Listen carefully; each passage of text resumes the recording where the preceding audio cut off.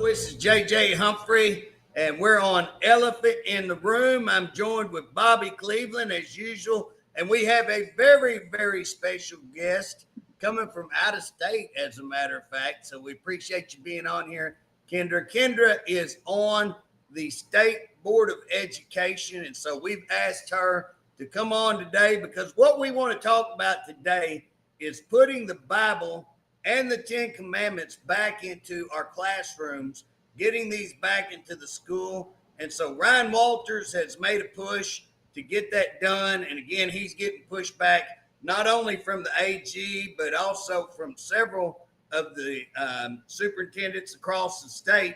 And so we've asked Kendra, she'll know way more than us what's going on. So Kendra, what was the reasoning behind trying to put these Bible and Ten Commandments back into our school? Well, as you know, we want our kids to be as educated as possible. And right now, there was a recent study done that 70% of millennials want socialism. So that tells us that they don't understand what socialism is, right? So when you go back to the Bible and those foundational documents, how the United States was founded, and the primary understanding that our rights are given to us by our Creator. Our rights do not come from the government. And you'd be surprised how many children do not understand that.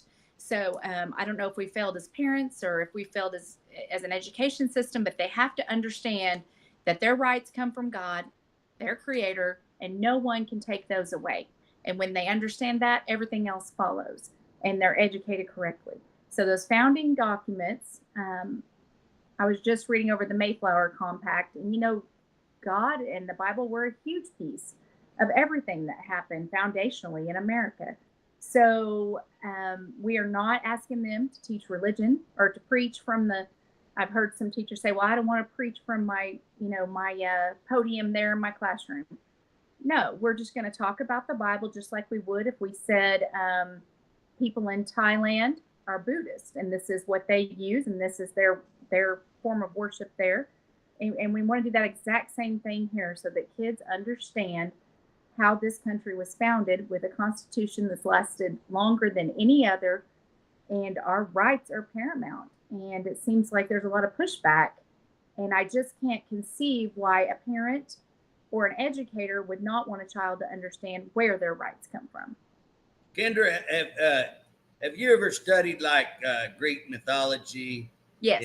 Zeus and Apollos and Hades and all of these different gods that the Greeks believed in.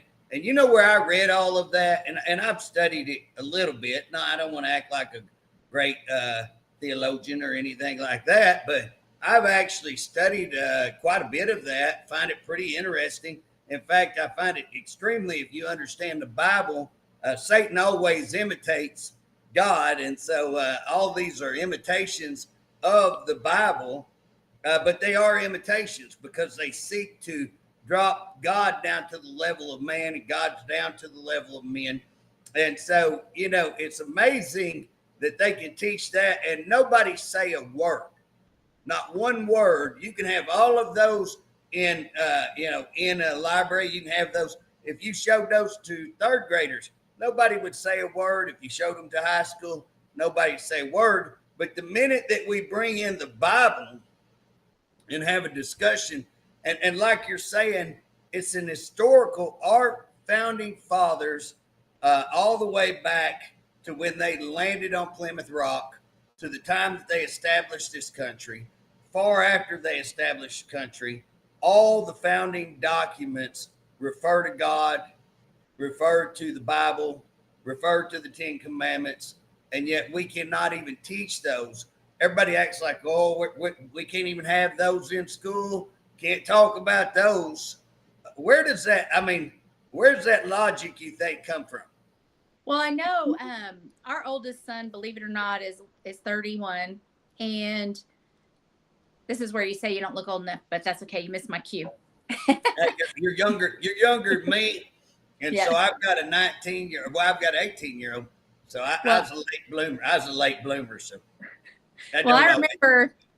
I remember when he was little, and he started pre-K in 1994, and or actually 1996. And I remember this conversation really becoming a big deal about, okay, we've got to pull back on the Bible and in school, because if we don't, there's always been that threat of, well, they're going to bring in Satanism, they're going to bring in witchcraft, they're going to bring in, whatever. And it's interesting to me that we have backed away from talking about foundational documents for fear of bringing in religion. And I think that we are smart enough here in Oklahoma to know the difference. I think we have some of the top teachers in the United States. They know the difference. There is the ability for them to teach those things historically, and then us at home and in our synagogues and our churches and our temples can teach the religious, the theology side of it, right? We can separate those things out. And it's definitely needed. The foundation is needed. And when I look, as I've served in this role as on the State Department of Education, I get a lot of reports and a lot of people call and tell me things, just like they did you guys as representatives, and they do. But there is a teacher in a small town east of Norman who is an open devil worshiper. There is a teacher in Lawton, Oklahoma, who has a pagan symbol in her signature line. So these things are creeping into our schools in such a way that I'm with you. I don't understand why the Bible, in its historical perspective, is such a big deal. We've got, I know everybody's tired of hearing about the books. The books are very, very concerning. We are not talking about Tom Sawyer. We're not talking about books that touch uncomfortable subjects. We are talking about graphic, sexually oriented books that are not age appropriate.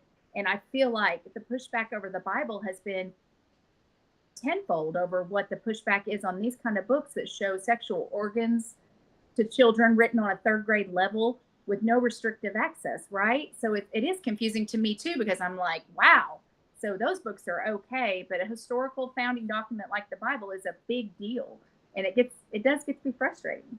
Well, Kendra, I actually ran a bill, and that bill was to stop those books like we're talking about. And what I was trying to say is that if you make a lewd proposal to a child, you can be arrested for lewd acts. You can lewd proposal. Okay, it's illegal.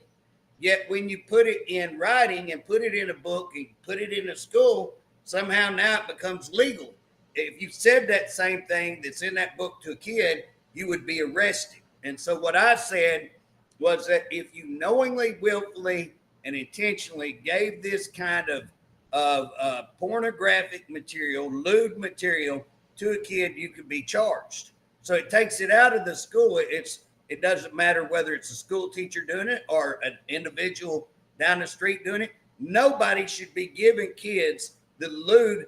Give you one book, go look for the Queer Eye up. And guess what? It's not only going to tell you how, what to do oral sex, two males doing oral sex. It'll give you graphic photography on it, how to do it. And again, that's going to any age kid in our school.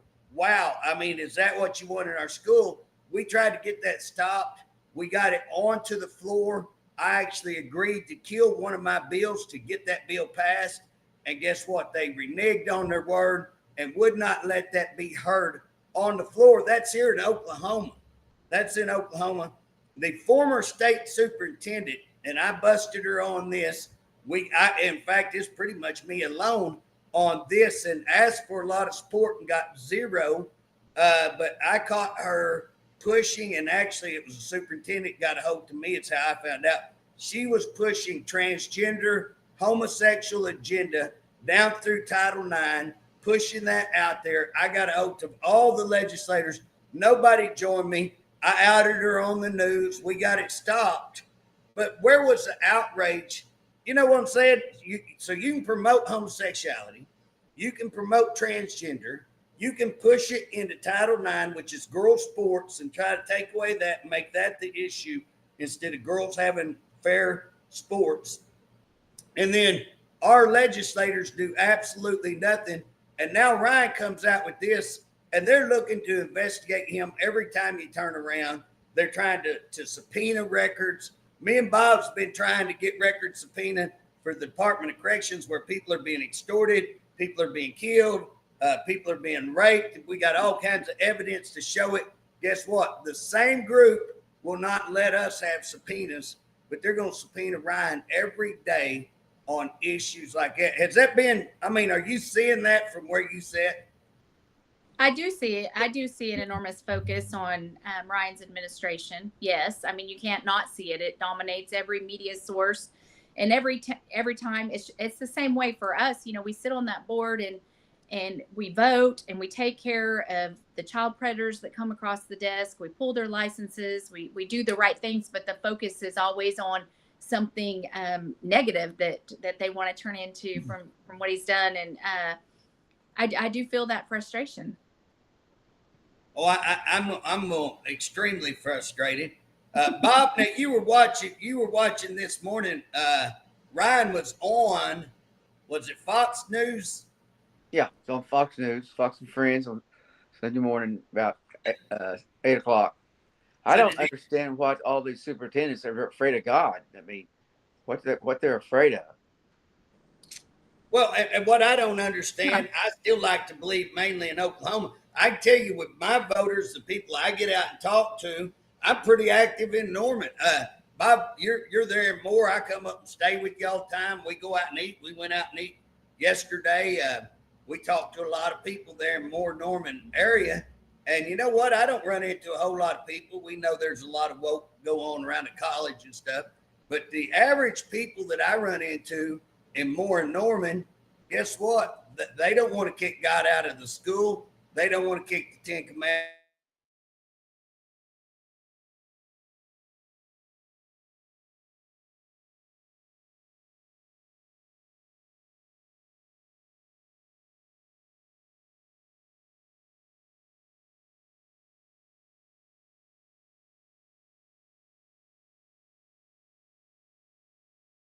Did they not have to follow policy? Kendra, do you know what the answer was? That kind of an executive order that Ryan said all schools will, or is this kind of we're going to give you an option? Well, it wasn't. I don't know if we call it an executive order in this capacity, but it was an order from Ryan. And you know, superintendents are in a spot. They've got their local community that they've got to answer to. They've got the state board and the State Department of Education that they have to answer to. So it's hard to answer for them about what they're thinking. You know, Dr. Romine is a wonderful superintendent. He's been a huge help to me on the learning curve as I began to learn about education and how things work. He's really great with his money there and more. Does a great job on travel and watching those dollars. He's well loved. So I did see, as you said, I'm in Florida, I'm in Siesta Key, and I did see something come across that he had said that. but what is the goal here, right? So let's redirect back to the 700,000 Oklahoman children that have been guaranteed an education by our Constitution. And what is the goal there? And the goal is to raise, I assume the goal for me with my kids is to get them well educated, get them raised up and know their rights, know who they are as an American citizen, so we can continue this way of living that we have that's free. And that freedom includes being able to speak about your religion in your capacity, being able to pray where you want to pray, being able to talk about God when you want to talk about God, or whomever you worship. And those things are all to be protected. But we keep, as Christians, sometimes we, in the sake of political correctness and being not upsetting people, we back off the conversation. And we stop talking about it because we don't want to be offensive. We don't want to offend. But if you truly believe in God, then there is nothing in God's word that's offensive. And sharing that is okay. And people can do with it what they want, right? So we need to be sure that that is protected. And I feel like Christians are not able to be as bold at school as maybe even other religions. They're not accepted like other religions. You know, our kids went to Norman public schools, and this is me speaking as a mom and not as a board of education member, but there definitely was a bias against them being able to offer up their Christianity versus maybe a Muslim student in Norman public schools, right? And that's where things have gotten out of sorts. Is we're here to educate our kids and give them that education. They should be able to talk about whatever they want to talk about at school without fear. If they want to hand out candy canes with Bible verses on them, that's fine. That's allowable, and they're protected. But again, we have generations who think their rights come from the government and think that, and they have this big fear of doing these things. How can we empower them to understand they can be who they are? That's what we've all fought for in this country. It's what people have died for us, the right to be who we are. Well, is this required? What the Bible, to read the Bible, is it required or is it not required? I imagine that the last directive I saw was that it is required, and I imagine there will be court cases come out of it. But we should, I believe it's in the standards, and we should be teaching those foundational documents where the Bible is concerned. That well, what I've read, so you've got different unions out there, but there's a good union out there. PEO is what has put out. Yeah, POE. Okay. Has put out some literature on it that says they've already won these court cases, saying that as a historical document. So you don't have to teach religion, but here's the deal: when our own documents say one nation, you pull a dollar bill up, one nation. It's not under Buddha, it's not under Hindu, it's under God. It says God on there. When you go to the architect at Washington, D.C., and go around and look at the architect, guess what's on them buildings? It ain't Buddha, it ain't Hindu, it ain't a bunch of crystals hanging around. It is God. It's the story of Moses. It's the story of the Bible. If you look at, we were created, endowed. When you look at all of these, it's God. And so what I don't understand is how these people can get so offended, but then stay and don't say anything. And the guy from Moore, I'm not trying to pick on Moore. Hey, there's Deer Creek, several of them. It wasn't just him. And I will say, man, Moore has a awesome police department.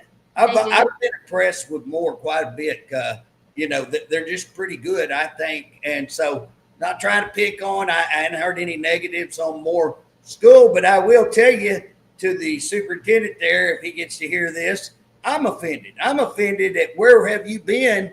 I mean, why don't you take this stand when it comes to books going in your school? Why don't you take a stand when it comes to trying to do away with female athletes? Where were you when we talked about transgender being pushed into your Title IX, homosexuality being taken to Title IX? Guess what? I didn't hear from you, and I was the main guy on that move, and I didn't hear from you. So why do you remain silent and you don't say one word on all these issues? We don't hear anything about, Tulsa scoring last in the nation, and everybody just, and then when you come and try to change that, man, you get attacked like all get out. And again, just for the tally book, I think Ryan knows this. I supported Cox originally, and then when Ryan beat Cox, I supported Ryan, and I've been in support of Ryan. And again, Ryan's a big boy, so if they subpoena him, they find something wrong, Ryan can take care of himself. I think Ryan knows that I support him pretty well. I've gotten on the floor this year recently and really caught heck for going after our leadership, for going after him. So I think Ryan knows that I support him, but I just want to be clear with everybody that I haven't always been on, I actually campaigned for somebody else. Then when it switched, campaigned for him, got out and got in his corner. But I've watched the things that he's doing, and I sat around and scratched my head at all the hatred. I mean, the hatred that just spews out on him. And my question is, for what? If you have a legitimate reason, but I go into a lot of places, and what is it that you hate about this man so much? Do you hate the Bible so much that you're going to come out, and attack? And again, that's where I'm at. I don't understand the just level of hatred spewed out on especially this matter. Have you heard anybody? Have you been attacked any on this? Yeah, I've got some close friends that were pretty upset with me about it, and their fear was, what religion are they going to be teaching my child? How are they going to be teaching it? And I directed them back that it has nothing to do with religion. As a matter of fact, talking about the Bible in the way it's in a religious way is discouraged. That's not what it's meant to do. So, and yes, teachers are up in arms about it, and a lot of it comes from the way the media portrays it and the way the teachers union portrays it, I believe. And we have to just, it's definitely been a tough conversation, because I am not opposed to it personally. In my capacity as a person here in Oklahoma, I think it's very, very important, like I said at the beginning, that kids understand foundational documents, where their rights come from. How can you understand rights from a creator that you don't understand? If rights are given you from a creator and you know nothing about that creator or the books or what was written, what happened there, what was the frame of mind of our founding fathers, what was the frame of mind of the people who landed on Plymouth Rock, and all of a sudden they needed something to follow, and they prayed to God, and they prayed about where they were and how they were going to move forward. It leaves a big piece out of history if we leave the Bible out. So just keep it at the historical capacity.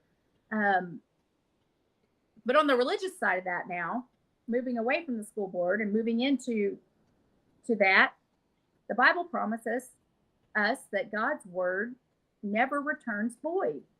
If you're worried about people taking God's word and using it in a negative way, it cannot happen. And your faith and your belief in him tells you it cannot happen. It cannot happen. That book is going to be in there. It's going to be taught foundationally. And kids can get the religious context at home or at their place of worship. And that's the end of it. It doesn't have to be so complicated. It's the common sense era is over. That's very unfortunate, but it's pretty common sense that we have to know these things. We were all taught these things in school. We were also taught about the fall of Rome, were we not? We were talked about, everybody became selfish. No one wanted to work. Everything fell because no one was taking responsibility, right? Personal responsibility was out the door. What we're seeing right now, who are kids, thinking they want socialism because they want everybody to have what they have. They want the government to provide it, but they don't have the wisdom to see that nothing is free. Everything costs. And what is the cost of it? Right? And that's where us older folks come in and go, wait a second, nothing in life is free, guys. Everything has a cost. Well, where I'm at, and Bob, I don't know whether you've built stuff, but I've been involved in building a lot of buildings and just working construction a whole lot in between high school and college. And I can tell you this, if you go pull the foundation out of something, you know what's fixing to happen? What do you think will happen? You pull the foundation out, Bob? Falls apart. falls apart, it crashes, it comes undone. And if you want to crash the United States, greatest nation ever, not greatest nation ever, built on the foundations of God. And if you don't think that, then go back and read. Go back and read all the founding fathers, all the documents that this country is based on. Look at how they stopped when they couldn't come to an agreement, how they stopped and said, let's pray. And after praying, they come up with stop and see when they called for fasting and prayer throughout this nation. And if you come along and say, I don't believe in God, well, that's your right. That's your right. But to say this country was not established on godly principles, on the foundation of biblical principles, guess what? You're a liar. You're a liar and you're a false teacher if you do that. And so if you're a superintendent, you're failing to teach the basic history of our country when you refuse to put in what was built on and how this country. Just teach the document. Read the document and don't take out the word God. Don't take out the word religions. Read the documents as they are. How about teaching? I was, and have y'all ever heard the Black Robes Rebellion? Yes. Okay. You know when I first heard about the Black Robe Rebellion? And so a lot of our listeners may not know what the Black Robe Rebellion is because it dang sure wasn't taught in school. So I ran 8 years ago as a representative, and one of the first meetings I went to was at the Technology Center. I really didn't know what I was going to, but I knew it's going to be a pretty good crowd. I got asked to go down there and to be at this meeting, and it turned out that there's a guy named Dan Fisher who presented this. It's called the Black Robe Rebellion, but it's the history of America and how that it was. And you got to remember, not a lot of people knew how to read and stuff like that. So all these pastors were the ones reading this. And so the pastors were the ones who actually were the leaders in our Revolutionary War. They were the generals. They were the people leading. And so the King of England actually dubbed the Revolutionary War, instead of them calling it the Revolutionary War like we do, they called it the Black Robe Rebellion. And again, he put out hits on a bunch of these pastors to try to put down the Black Robe Rebellion. Now, I mean, this is what's amazing. I've got a minor in history. I love history. So I studied history. I took extra history. I could have had a degree in history because I took so many extra hours in history just for fun. I just took it for fun because I found it interesting. So here's the deal. I've had all the historical classes high school, all the historical classes in college, extra historical classes, enough that I could have had a degree, a bachelor's degree in history, could have taught history.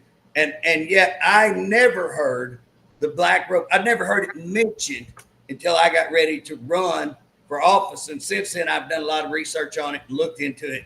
And absolutely, why is that we're going to delete that part of history out of the history books? And that our superintendents are like, oh no, it might ruin this child to know how we actually got a country and who established the country and what the country was established on. Does that make any sense?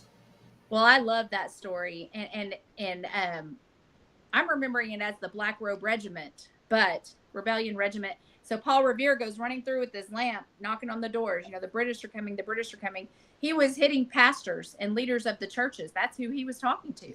They throw on their black robes, grab their muskets, and off they go. And I wish that story was not removed as well, because it's beautiful, and it shows the strength of a church in that time period. And I think in that time period, the churches were the ones doing the recruiting. That pastor, he was doing the recruiting. Yeah, they were doing the policing. I mean, they were taking care of their flock. They were right. And are our churches today doing those things? Are our churches ensuring that our kids have a strong foundational value? It's no surprise that mental health issues are skyrocketing, because, like you said, you've got a child with a foundation built on sand. How scary is that? How scary is that for a child to be told you can be anything now? Furry. You can be a furry. You can be a kitty cat. Just go get your I little tried to birthday stop toy. that, by the way. Yes, Yeah. but I look at my kids and how well rounded and strong they are, and I know what that's from. It's from a good, strong foundation. They know who they are. They understand where they came from, and they're figuring out where they're going. And that strong foundation helps with that. But no, I don't understand so many things that have come out of school, um, and those stories that aren't being told. And even back, think about the textbooks back in the early days of our founding. The Bible was a textbook. It was a mandatory. I mean, they taught out of the Bible. They read the Bible every single day. That was part of it. Hey, even up till, I mean, it hadn't been that long ago. They were using my granddad, who was a superintendent slash teacher, has talked to me that that's what they taught out of for a long time was the Bible. They used the Bible because they may not could got textbooks. They didn't have the money, whatever, but they used the Bible as a text, which is a really, really good text. I mean, I think if you just use it as a text, why shouldn't you use it? Here's what I got a call. We talk about getting them calls and people upset and mad. I got a call, lady mad. She's about 60 something, 68, years old, school teacher. And she's very mad, like the whole world is going to collapse. We're about to lose our whole school system by letting us teach the Bible. And what else are they going to be able to teach? And I'm like, ma'am, where were you when all this other stuff, when Satan himself popped his head in our classroom, where have you been? And why didn't I hear from you on that? And yet, because the media didn't cover it. The media didn't cover it. Media doesn't talk about it. They don't cover that. And so many people are still using the media as a source when we all know better here in this room. And moving forward, you hope. I'm going to give y'all an example, our audience example. If who hasn't seen the Olympics? This where France put on the drag queens on the Olympics. Wait, here's what's funny. They're arguing over whether that would be Greek mythology, whether they're imitating Greek mythology, or whether they're imitating the Last Supper. Now, I always laugh at how smug the other side is in their arguments. They're like, we said so, you shut up because we're smarter than you. When they're really some of the most ignorant people I've ever seen. And if I call you short, you're short. And if I call you ignorant, you in bad shape, okay? You in terrible shape if JJ calls you ignorant. And so some of y'all some of y'all listeners, you got to be smart listeners to listen to Elephant on the Room. But there are people out there who are morons. You know what I'm saying? So here's Elephant in the Room. Yeah, elephant in the room. On the room. Did I say on the room, Bob? Yeah. We don't want the elephant on the room. It'll crush you. But here's the deal. I don't care whether you believe that's the Last Supper or that's Greek mythology. I really don't care. The fact that we're not even saying who starts the Olympics with a bunch of perverts and ugly perverts in dresses. You know what I'm saying? Who starts that? I don't care which one it is.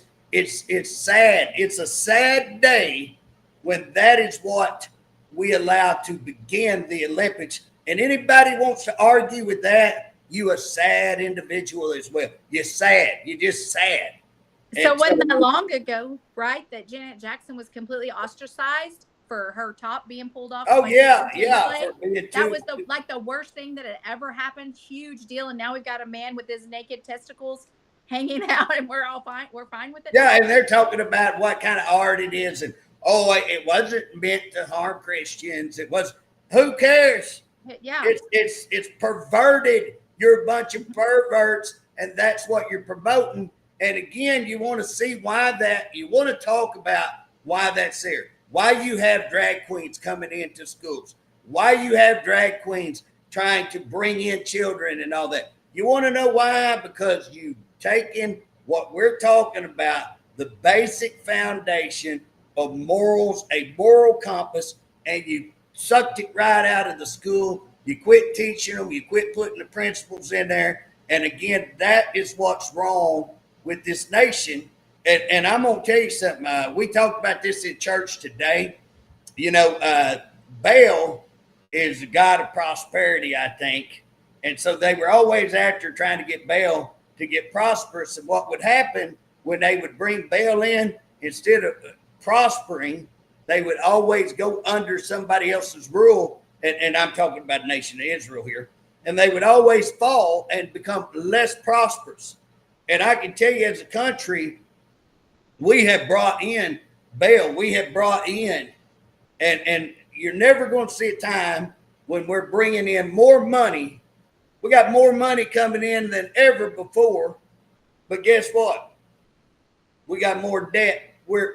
And guess what? We're spending $11,000 more for the same thing we was 4 years ago. And so guess what? Our prosperity is dwindling. And again, what we're talking about, you want to get prosperity back, put in the foundations of what this country was all about and watch us prosper. Take out those fundamental principles and guess what? Watch us fall apart. And that's what we're seeing in front of our very eyes. And so these teachers, these principals, these superintendents that don't want and they want to challenge this, I hope you get beat. I hope you get spanked on, beat on, and I hope the court system, who's already established that it can be done. So the question is, does the state superintendent set the curriculum? Would you not agree that's the question, Kendra? It's not, can you legally do it? You can legally do it. Court's already said you could. We've already come up with curriculum. Have y'all come up with curriculum how this stuff can be taught in schools without entering into religious? So the standards right now are being worked on for social studies, and I also chair our textbook committee. So we have not gotten into that. I have not gotten into that discussion with Ryan about what that looks like. But those things go through a 6-year cycle. So probably I would assume that over the next few years, you're going to see some of those things be brought into those standards and into those cycles. Schools do have local control. That is true, that they choose which school books they want to use. I know that. So I'm curious to see how this rolls out, and I don't have a firm grasp of what's trying to be done here, because I haven't visited with Ryan about it. He brought it up at the last board meeting. We didn't need to vote on it, what he did. So I found out about it when everybody else did. Let me pick old Bob's brain right here. We're going to see how well Bob remembers, because I know Bob's going to know more about this than me and you would. Bob, you remember a deal called the core curriculum? Yeah.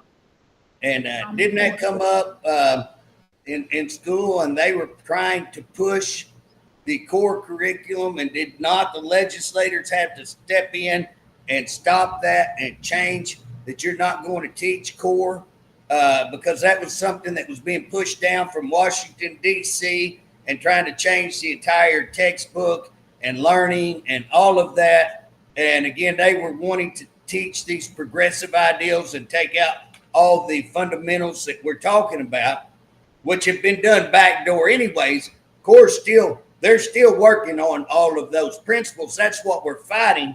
But Bob, tell me this: am I wrong on that? Weren't you in the legislators who did that? I was. It was shocking, to tell you the honest truth, what they were trying to do with that core curriculum. It's hey JJ, let me ask you a question. You're a history buff. Was George Washington, and was he a believer in the Bible and God? Oh, absolutely. They're going to try to make out that a lot of our leaders were not.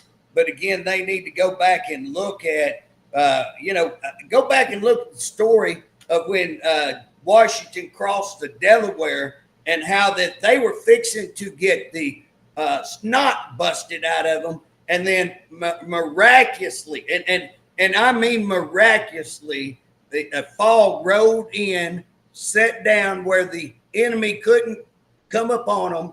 They were able to get in their boats, get across, and got even the last one. They had to go across several times. People see that and they think it's only that one crossing. No, they crossed the whole army across there. And without that, we would have been defeated right there. We would have been war over right there. But they got across this river. And guess who?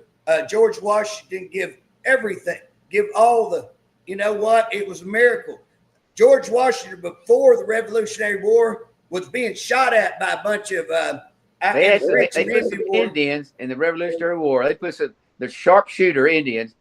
They put them in trees, and they wanted them to kill George Washington, and he got shot within, I think, of like 20 feet with a rifle, and it never pierced his skin. He got through the battle, took his jacket off, and there was all these holes in it, but it never pierced his skin. That's why they call it God was with him in that war and saved him. What about, let's look at the present time, when the president, not the president now, but when the president's running for president, the other day he was shot, and one person was killed, a couple of guys were wounded, but he was hit in the ear because he happened to turn his head at the right time. You think God wasn't working on that? Bob, when Washington met the chief of that tribe, the chief addressed him as the spirit man, or that chief rode for days. He rode for days to meet George Washington at Riverbank. He wanted to see that what happened, and he told a story about how he had his sharpshooters out there to shoot him. But this chief was so intrigued with this, he drove. I think it was like 6 days that he rode his horse across the country to meet him. Well, and they leave all these stories out. And Bob, that's what I'm talking about. The stories that just show that we're a blessed nation, that we're a nation under God, the foundations of God. They on purpose don't want to tell those stories. They leave them out. But then they'll push something like the core curriculum. And now we're told, a state superintendent can't push this. We can't push curriculum. It's local control, and the state superintendent be the elected person, but they can't push that. But guess what? It has not been that far. What was that, 6 years ago, Bob, that we looked at the core curriculum? Maybe in 8. That was right before I come in. So 2012, I believe. Yeah, okay, 12.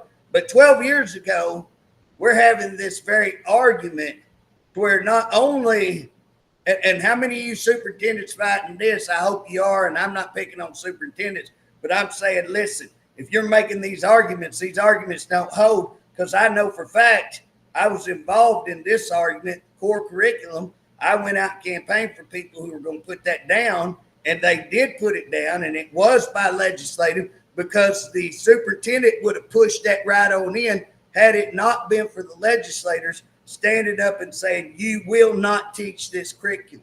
Now, I know that for fact. And again, now we're saying, can't do this. Well, it was done then. And again, legislators had to step in. And again, I say it's time for the legislators to step in and say, hey, let's push this curriculum. I personally would be willing to file any kind of legislation. And you know, while we're on that, were y'all aware that you see Louisiana pass the 10 Commandment bill? Kudos to you, Louisiana. Right. All for you. Did you have a bill on that? Well, here's the deal. We had another representative that I ain't going to mention because I don't want to get anybody in trouble. It's a shame that this telling the truth that gets you in trouble, especially in a Republican House. If y'all listening, just right there, the fact that I won't use a person's name is a big alarming wow. And so that it would get them in trouble in a Republican House, that we tried to push a bill, 10 Commandments. Now, Kendra mentioned a while ago my furry bill. And so I don't think that bill was bad. I think saying you can't dress up like an animal and come to school and use a litter box, I got no problem. I think that's a great bill. But I knew our Republican people wouldn't like that bill either. So guess what? It's entitled, I think, at 70. This 10 Commandment bill is entitled 70. So what I did was I went in there and said, hey, I'll drop my furry bill and y'all put this bill in my committee so I get something in my committee, and I'll put something else in it. And I laughed. I put the 10 Commandments in it, and I even switched names so they couldn't catch me. And that's how much they bird dogged me. They went and caught it anyways and kicked it out. All that political maneuvering, they still caught it. They still killed the 10 Commandments. And why I'm wanting to tell you that is that here we are, Republican House, Republican Senate, Republican governor. We introduced the 10 Commandment bill and can't even get it. They kill it before it even gets in committee. They won't even let it be heard in committee. Republicans who pray before, you know what I'm saying? That just kills. I just laugh how we get up and pray.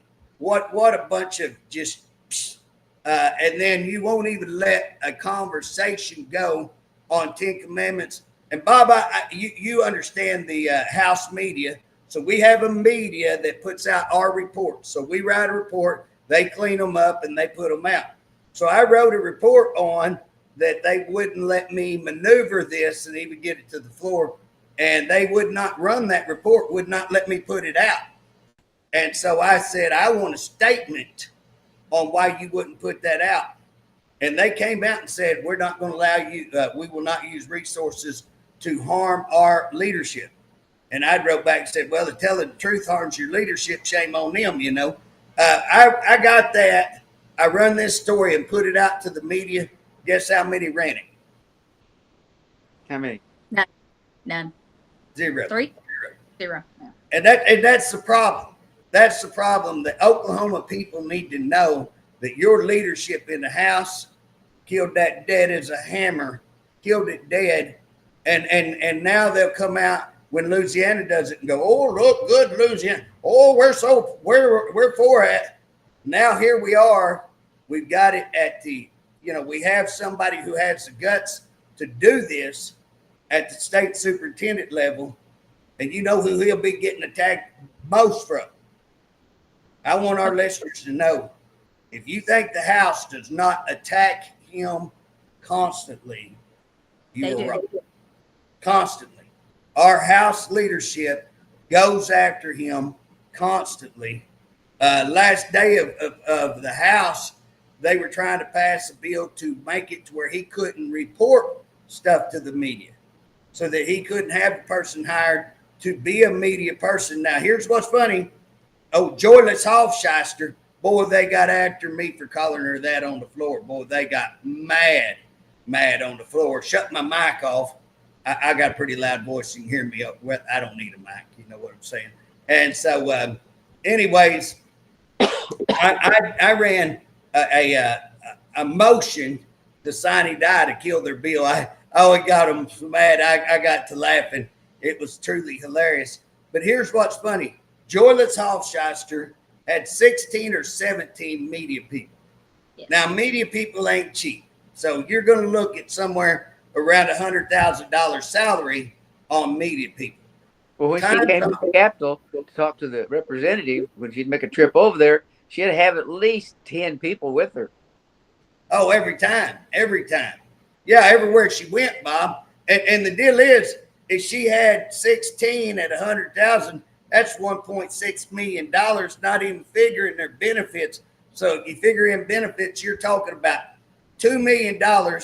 And then they're over here calling Ryan, because he wants $50,000 spent on media. Shameful. They go after his character, and I laugh. They go after his character, and then when I bring character up, it's not, this bill's not about her character. Well, you made it about, you brought up character. I didn't bring up character. You brought up character. But the whole bill was to censor Ryan and keep him out of the media. And the whole deal was to censor me. And again, they've been censoring. So if you want to talk about censorship, it doesn't just come from the liberal media. If you want to look at the Oklahoma House, they're as bad as anybody censoring. If you don't say what they want to, they will take you out. And if you don't do what they want to, and again, Ryan has stood up doing things, attacking the woke, and you look at who's went after him harder than anybody and I promise you it's house leadership. Would you, Kendra? I mean, you're pretty close to him. Would you agree with that? Yes, it definitely feels that way. It feels like they don't want him speaking out. And my thought is, if what he's saying isn't true and it's not such a big deal, or it's such a big deal, why not just let him say it and, tangle himself up, give him enough rope, let him get his own tangled web. So then you think, well, gosh, some of it must be true. And it must be something they don't want getting out because they come out so hard. You don't spend your time going against somebody if it's not worthy, especially people who are as busy as we are in politics, right? Like, you don't waste your time on something insignificant. So it just makes you wonder what is happening. And I don't know about you two, but the more I get into this, when someone comes against me, or when people come against me strongly, I just throw up my hands and go, wow, I must be doing the right thing. Because that's the only way you know anymore, is when people are having a fit about it. And isn't that backwards? It's so weird. But that's when I know I'm on the right side of things, that's when I get the most opposition. I think JJ is a good example of that. And I don't want to act like I'm godly. Boy, God could use a whole. I do want to say this, because I always want to brag on God, and I will tell you this: I do wear religious T-shirts sometimes, but the one hindrance in me wearing a religious T-shirt is I know how I act, and I'm afraid I'm going to be a bad example. So my deal is I always want to brag on God and not brag on JJ, because he messes up. But here's the thing that I've learned: when you do things for God. And the Bible says this, they hated him. Look, I mean, the guy was perfect. The guy was perfect. Go back in history and look at his character. They even talk about it historically, not just biblically. Historically, the guy was awesome. He healed people. He cast out demons. He did all kinds. And they hated him. They accused him of being a demon. He said, if they hate me, how much more are they going to hate you? So when you stand up and you do good and you think, oh, everybody going to love me, no, they will hate you.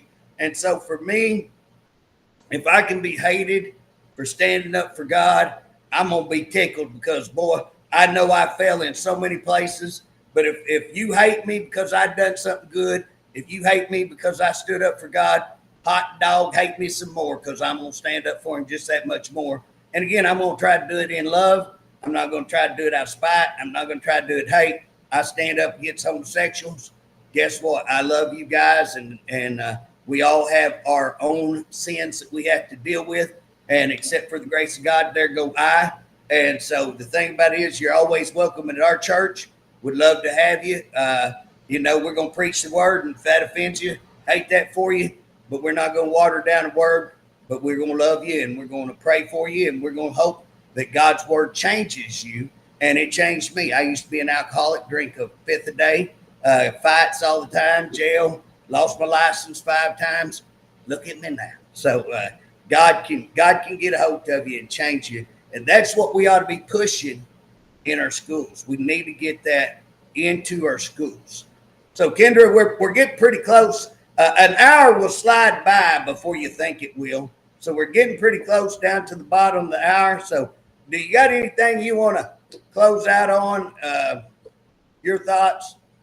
Well, you brought up Washington, and when you look at George Washington and the battles he was in, you guys know he lost a lot more of those battles than he won.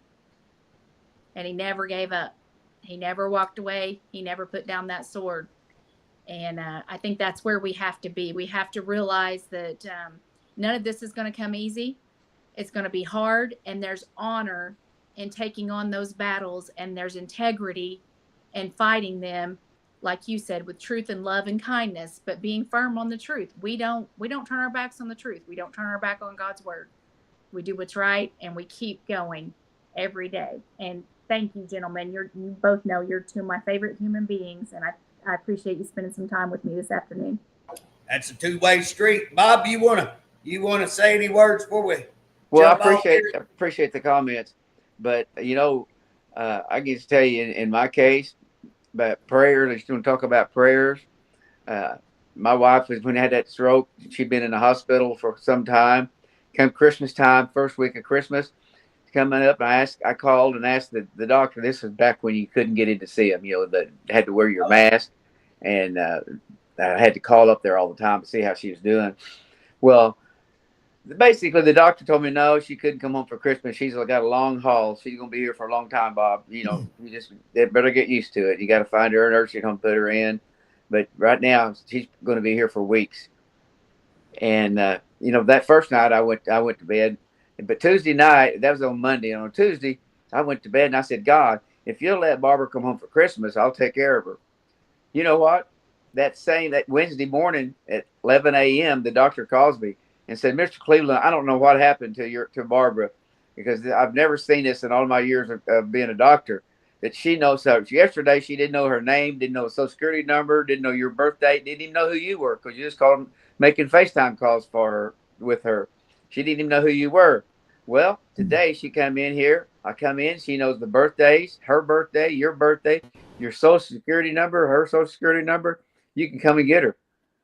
And now, you think God didn't play a part in planning that? He did. And Bob kept his word. Yes, he did. And I always respect you, Bob. You took care of her for quite some time, and you didn't leave her, and that you're to be commended. And I want to tell you something. I'm around Bob. He's the real deal. Again, we all fail. I think Kendra will agree with all of us that are on here. I'm around them a lot. And again, none of us are perfect. Probably I'm the least perfect. I think all would agree. I'm a little rough around the edge. But here's the deal. All believe in God. All believe that our country is in for a new awakening. I believe a revival is not, we talk about this in church, a revival is not where they put the sign up and say revival. That's a meeting. A revival is where the people of God turn back to God. The nation is turned, and we see an awakening of God to take back this country. I think when you saw President Trump get shot on the ear, when he got up and said this country needs a savior, I'm not it, but Jesus Christ is the guy that is the savior. And when he said that, and I think this country is getting on fire, and I believe that we're going to take this country back. I believe we are going to see another great awakening of God in this country. I hope so. I'm fighting for that, and I'm going to tell you, whether it be in the House, whether I get kicked out of the House, no matter what I'm going to do, those are the things that I'm going to push for, are the principles of God to reestablish this country, reestablish this state, and reestablish the district that I live in. And it is one nation under God, indivisible. And that's what we got to shoot for. So with that, I appreciate both of y'all more than you'll ever know. Appreciate all of you people listening today on Elephant in the Room. And I just want to say God bless you, and God bless the United States. Thank you, Ken.